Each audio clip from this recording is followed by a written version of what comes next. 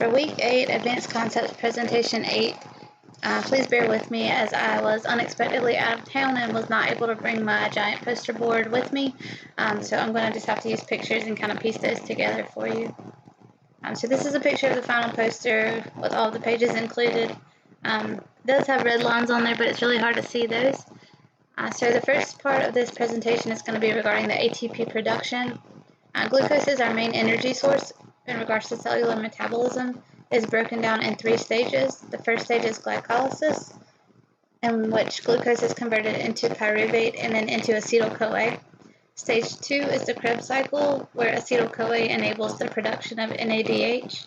And stage 3 is the electron transport chain, where NADH is used by the respiratory chain complexes to generate a proton gradient across the inner mitochondrial membrane, which is necessary for the production of large volumes of ATP. This is illustrated on pages 7, 8, 11, 12, and 13, specifically in our poster. So I have listed those pages here. Here's page 7, 8, 11, 12, and 13. And then secondly, in regards to ATP synthase is an enzyme that synthesizes ATP. It plays a role in cellular respiration, which occurs in the mitochondria, as well as in photosynthesis, which occurs in the chloroplast.